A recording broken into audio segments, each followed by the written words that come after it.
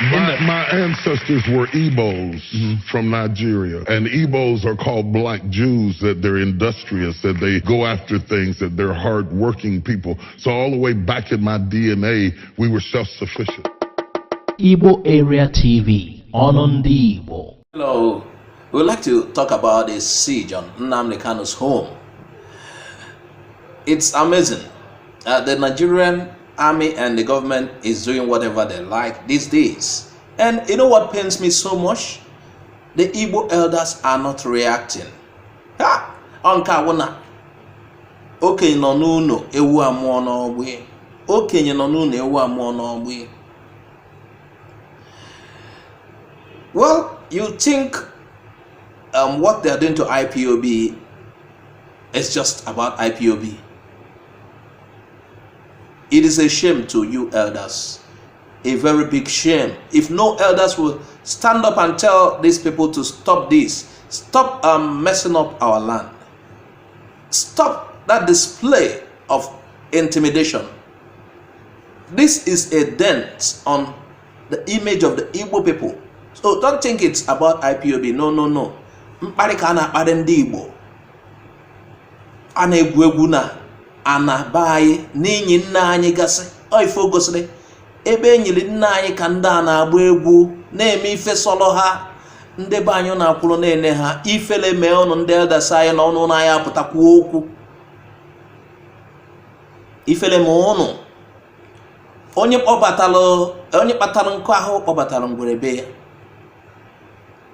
Na ife unu nọ ka a na-eme unu adịwa ahụ akwa ọnụ na IPOB na anyị na IPOB na-ama aka ifele ma unu ndị na-achị anyị ife agbasalụ ọdịnihu ọ gbasala ọdịnihu.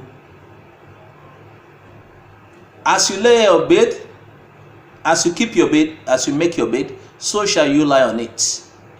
IPOB ka a na-eme. Ndị be anyị ndị okenye nọ be anyị chetakwanụ ọganihu ụmụ unu. Mmadụ na-emechi ife kwadola ụmụ ya dewe ha dozie ha ọnọdụ. Ọ mmadụ ka ụmụ ya na-inherit ife odewel.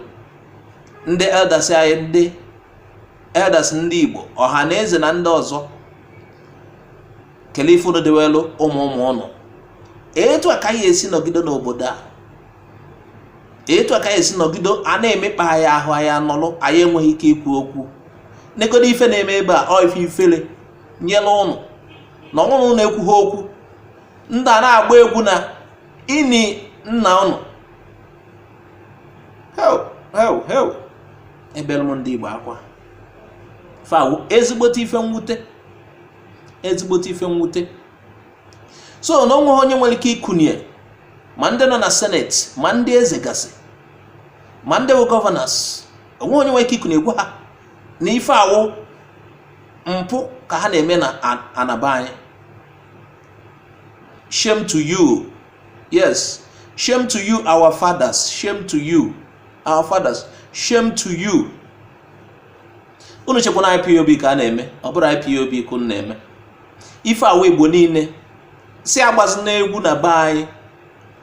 Mgbe a sị abịatila anyị agbachalụ egwu eke python dance abịatila anyị atịla ọgwụ udo. Kele nke wa atịla ọgwụ udo kịta mmadụ chọrọ inyi nna ya